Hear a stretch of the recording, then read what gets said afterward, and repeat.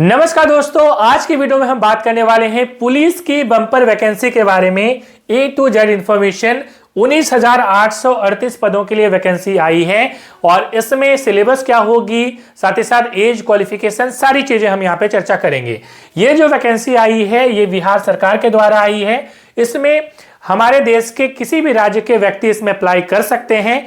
और यहाँ पे हम बात करें तो ये जो अप्लाई डेट है ये 18 मार्च 2025 से स्टार्ट होगा और 18 अप्रैल 2025 तक ये जो है अप्लाई चलेगा।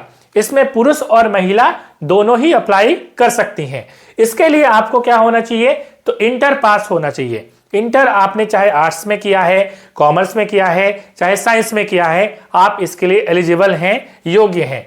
साथ ही साथ यदि आपके पास इंटर की डिग्री नहीं है तो समकक्ष कुछ भी है, जैसे बिहार सरकार के द्वारा मदरसा बोर्ड द्वारा निर्गत मौलवी प्रमाण पत्र है, या बिहार राज्य के द्वारा संस्कृत बोर्ड जो होती है उसमें यदि आपका शास्त्री का उपाधि है जिसमें अंग्रेजी होना चाहिए, या आचार्य की उपाधि आपके पास है, ठीक है, जो अंग्रेजी रहित भी है तो भी चलेगा। साथ ही साथ राज्य सरकार द्वारा मान्यता प्राप्त समकक्ष जो है कोई भी इंटर की डिग्री है तो आप इसके लिए जो है एप्लीकेबल है, अप्लाई कर सकते हैं।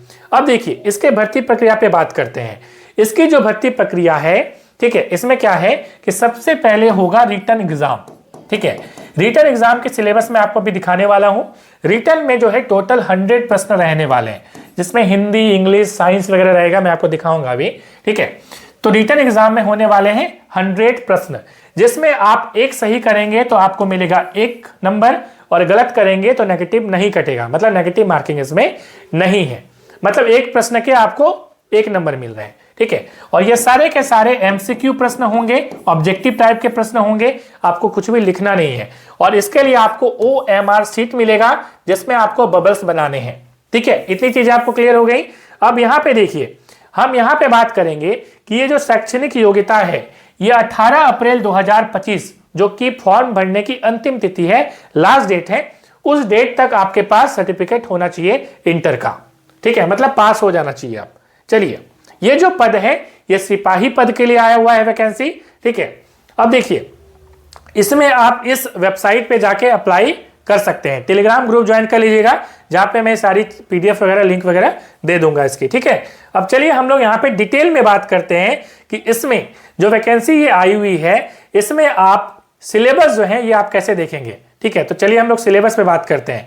अब देखिए सबसे पहले यहाँ पे हम चर्चा कर लेते हैं कि ये जो वैकेंसी आई है इसमें टोटल जो वैकेंसी है वो कैसे कैसे कैटेगरी वाइज है।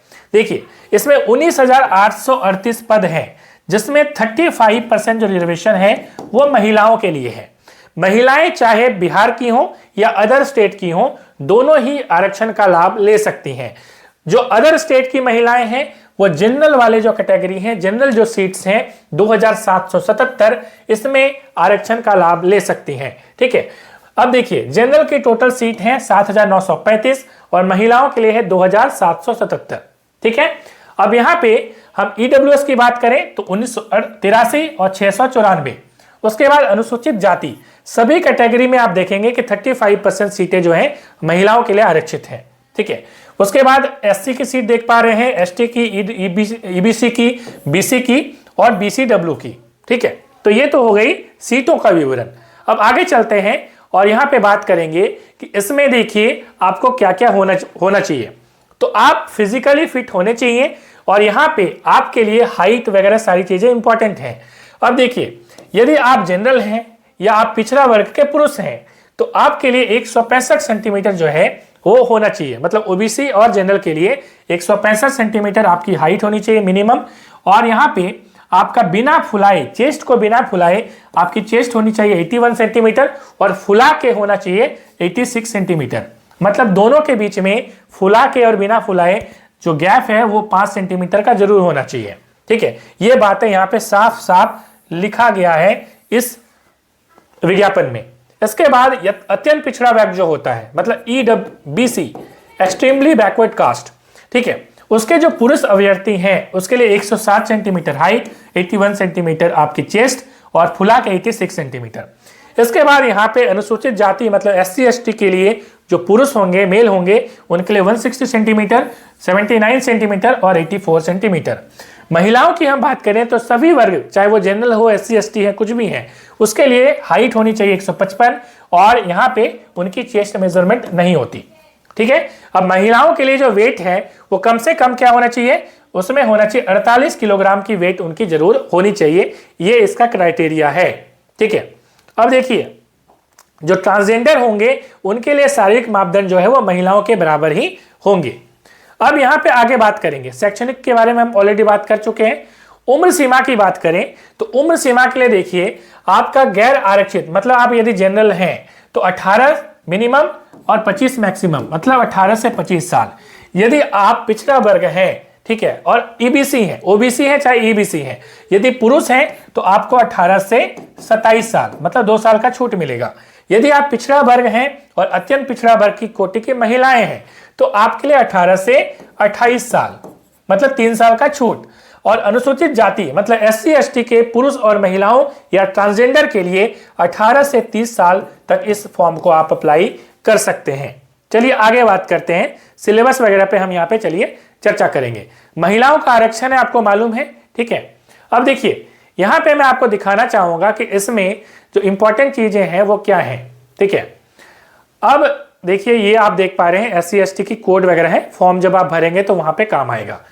चयन भर जो परीक्षा होगी, जैसा कि मैंने अभी चर्चा करा कि सबसे पहले इसमें रिटन एग्जाम होगा। रिटन के बाद क्या होगा, तो रिटन के बाद आपका होने वाला है फिजिकल। ठीक है, दौड़ वगैरह होगी, ऊंची जंप वगैरह होगी। उसके बाद आपका मेडिकल होगा, मतलब उसके बाद आपका जो है इंपॉर्टेंट है कि मेडिकल है, और आपका जो डॉक्यूमेंट वेरिफिकेशन DV वो होने वाला है। प्रथम चरण में लिखित परीक्षा होगी और ये सिर्फ क्वालिफाइंग नेचर का होगा, मतलब आपको मेरिट बना के पास करना है। ठीक है। टोटल 19,000 मैंने बताया लगभग जो है आपकी वैकेंसी है, तो इसमें 5 गुना जो है कैंडिडेट को लिया जाएगा, मतलब टोटल जो आपका रिजल्ट होगा रिटर्न में वो लगभग 95,000 के आसपास होगा। तो बहुत ही शानदार मौका है। यदि आप आराम से थोड़ी सी भी तैयारी करेंगे तो आप इस एग्जाम को निकाल सकते हैं, और यदि आप फिजिकली फिट हैं तो आराम से निकाल सकते हैं। क्योंकि देखिए, रिटन एग्जाम की जो है वो मार्क्स ऐड नहीं होगी, आपको सिर्फ 5 गुना कैंडिडेट लेने के लिए रिटन एग्जाम लिया जा रहा है, और उसके बाद सारा जो रिजल्ट होगा वो आपका फिजिकल पे होगा, दौड़ वगैरह पे होगा। तो चलिए उसी पे हम यहाँ पे बात कर लेते हैं। उसके पहले रिटन एग्जाम की बात करें तो आपका इसमें हिंदी होगा, इंग्लिश होगा, मैथ होगा, सामाजिक विज्ञान होगा। मैं आपको डिटेल में भी दिखाऊंगा कि कौन कौन सा टॉपिक होगा, इसकी डिटेल जो है वो बताई गई है बिहार सरकार के द्वारा, मैं आपको दिखाऊंगा भी। सामाजिक विज्ञान जिसमें इतिहास, भूगोल, नागरिक, ठीक है, पॉलिटी वगैरह, इकोनॉमिक्स ये रहती है। साइंस में फिजिक्स, केमिस्ट्री, उसके बाद आपकी बायोलॉजी रहेगी, और इसमें आपकी वनस्पति विज्ञान भी रहेगी। उसके बाद सामान्य विज्ञान और इसमें करंट अफेयर्स रहेगा। ठीक है, तो सामान्य ज्ञान मतलब GK और करंट अफेयर्स इसमें रहेगा। तो मैं आपको डिटेल अभी दिखा दूंगा। ऑलरेडी हम बात कर चुके हैं कि इसमें 100 प्रश्न आने वाले हैं, OMR सीट में होगा। ठीक है। अब देखिए, रिटन एग्जाम के बाद जब आप क्वालिफाई कर गए तो आपका सेकंड चरण होगा जो कि फिजिकल होगा। फिजिकल में चलिए हम लोग देखते हैं कि फिजिकल में आपका क्या क्या होने वाला है। तो रिटन एग्जाम आप पास नहीं करेंगे तो फिजिकल आपका नहीं होने वाला। ठीक है। अब देखिए, इसमें आपका जो फिजिकल होने वाला है, इसमें आप देख पा रहे हैं कि कैसे कैसे होगा। सबसे पहले आपका 50 नंबर का दौड़ होगा। ठीक है, 50 नंबर का क्या होगा, तो 50 नंबर का होगा दौड़। ठीक है, और इसमें सभी कोटि की पुरुष के लिए, जितने भी पुरुष हैं, चाहे वो जनरल हैं, SC ST कुछ भी हैं, 1.6 किलोमीटर की दौड़ होगी, मतलब 1 मील की दौड़। और आपको जो है अधिकतम 6 मिनट आपको दिया जाएगा। 6 मिनट से पहले ही आपको कंप्लीट करना है, क्योंकि जितना पहले कंप्लीट करेंगे आपको उतने ही ज्यादा नंबर मिलेंगे। जैसे 5 मिनट से कम में आपने कंप्लीट कर लिया दौड़ तो आपको 50 अंक मिलेंगे। यदि 5 मिनट से 5 मिनट 20 सेकंड के अंदर किया तो 40 अंक मिलेंगे। 5 मिनट 20 सेकंड से अधिकतम 5 मिनट 40 सेकंड तक किया तो 30 नंबर। उसी प्रकार से 5:40 से 6 मिनट तक आपको 20 अंक मिलेंगे। तो इस प्रकार से जो है आपको मिलेंगे। यदि 6 मिनट से कम हो गया तो आप हो जाएंगे रिजेक्ट। ठीक है, चलिए आगे बात करेंगे। ये तो हो गई दौड़ की बात। दौड़ के बाद महिलाओं की बात करें तो महिलाओं के लिए जो है दौड़ वो 1 किलोमीटर रखी गई है और 5 मिनट में दौड़ करना है। और उसी प्रकार से इसका भी क्राइटेरिया है कि यदि आप 4 मिनट से कम में करते हैं तो 50 नंबर। इसी प्रकार से यह दौड़ की प्रक्रिया दी गई है, कैसे कैसे आपको नंबर मिलेगा। ठीक है, अब बात करेंगे, अगला है आपने दौड़ लिया। अब इसमें देखिए, आपका दौड़ हो चाहे गोला फेंक हो, ठीक है। इसमें आपको क्या करना है, अलग अलग पास करना है सब में, ऐसा नहीं कि तीनों मिला के पास करना है आपको। जैसे दौड़ में भी पास करना है, 6 मिनट से कम में पास कर जाना है आपको। गोला फेंक में 25 नंबर मिलेगा, ठीक है। तो इसमें सभी कोटि की पुरुष के लिए 16 पॉइंट का गोला जो है, ठीक है, 16 फीट आपको फेंकना जरूरी है। 16 फीट से कम फेंके डिस्क्वालीफाइड, आप हट जाएंगे। आपको कम से कम तो 16 फीट फेंकना ही पड़ेगा, ठीक है। इसमें आपको 6 मिनट में दौड़ लगानी ही पड़ेगी पुरुष के लिए, अब महिलाओं को 5 मिनट में जरूर दौड़ लगानी होगी। इसी प्रकार से यहाँ पे 16 फीट से 17 फीट तक आपको 9 अंक मिलेंगे। 17 फीट से ज्यादा करेंगे, 18 फीट तक करेंगे, 13 अंक। इस प्रकार से ये आपका अंक डिसाइडेड है। यदि आप 20 फीट से ज्यादा फेंक दिए तो आपको मिलेगा 25 अंक, ठीक है। चलिए, ये हो गई पुरुष की बात। महिलाओं के लिए यहाँ पे लिखा गया है, आप पढ़ लीजिए और उस प्रकार से आप तैयारी करिए। अब इसके बाद होगा ऊंची कूद। ऊंची कूद मतलब हाई जंप, जिसमें आपको मिलेंगे 25 नंबर। इसमें भी अलग से पास करना होगा आपको। न्यूनतम ऊंचाई 4 फीट तो जो है उछलना ही है। आप उससे ज्यादा उछल गए आपको ज्यादा नंबर मिलेगा। 4 फीट उछलेंगे 13 नंबर, 4 फीट 4 इंच 17 नंबर। इसी प्रकार से आपको नंबर मिलता जाएगा, ठीक है। तो ये पुरुष के लिए हो गया। महिलाओं के लिए ये लिखा हुआ है, महिलाओं के लिए 3 फीट कम से कम कूदना जरूरी है। हो गया। अब देखिए, इसमें आप पास कर गए। इसके बाद आपका तृतीय चरण जो होगा वो होगा दस्तावेज मतलब डॉक्यूमेंट वेरिफिकेशन, ठीक है। अब हम लोग चलेंगे यहाँ पे कि जो मैंने दिखाया था सिलेबस, फुल सिलेबस में आपको यहाँ पे दिखाने वाला हूँ। सिलेबस देख पा रहे हैं, बिहार सरकार बिल्कुल मतलब कि ऑफिशियल है, ठीक है। आरक्षी विभाग आप देख पा रहे हैं। यहाँ पे एडवर्टीजमेंट जो नंबर है वो दिया हुआ है 1/2025, यही हमारा जो है ऐड नंबर है, ठीक है। अब देखिए, यहाँ पे जो आपका एग्जाम होगा, जैसा कि मैंने बोला सबसे पहले हिंदी रहेगा, तो हिंदी में क्लास 9 और 10 ये रहने वाला है। उसी प्रकार से आपका सभी पेपर में क्लास 9 10 का ही पूछा जाएगा, मतलब 10th लेवल का ही आपका एग्जाम में पूछा जाएगा, ठीक है। अब देखिए, हिंदी भाषा में क्या क्या रहेगा, तो हिंदी भाषा में जो क्लास 9 का अभी सिलेबस है वही पूरा रहेगा। तो हिंदी भाषा के उद्भव विकास, ये ग्रामर पोर्शन हो गया, नई कहानी से एक कहानी, उर्दू साहित्य, ये पूरा सिलेबस आपका रहने वाला है, ठीक है। मैं आपको दिखाते चलता हूँ, ये सिलेबस आप देख पा रहे हैं, ठीक है। तो आपको इसके लिए बिहार की जो बुक है वो देख सकते हैं, या आपको मार्केट में बहुत सारी बुक आपको मिल जाएंगी इस एग्जाम की, पुलिस करके आप ले सकते हैं, ठीक है। व्याकरण का बिंदु जैसे लिंग है, वचन है, काल है, ये सारी पढ़नी है आपको, ठीक है। साहित्य शास्त्र पढ़ना है, इस प्रकार से आपको ये पढ़ना है। इसी प्रकार से आपका गद्य जो है आप देख पा रहे हैं, इस प्रकार से आपको पूरा सिलेबस इसमें दिया गया है, ठीक है। मैं आपको आगे बढ़ाता हूँ। मातृभाषा, ये क्लास 10 का हो गया, क्लास 10 की ये सिलेबस है। क्लास 10 में आपका उसी प्रकार से ग्रामर और कहानी वगैरह सारा चीज यहाँ पे दिया गया है, ठीक है। 2 बुक है द्वितीय भाषा का, तो 2 बुक का यहाँ पे दिया गया है, ठीक है। अब आगे चलेंगे, जैसे अंग्रेजी, अंग्रेजी आपका सिलेबस में पूछा जाएगा, इसी प्रकार से पूछा जाएगा, ठीक है। तो ये आप देख पा रहे हैं अंग्रेजी का ये सिलेबस है, ठीक है।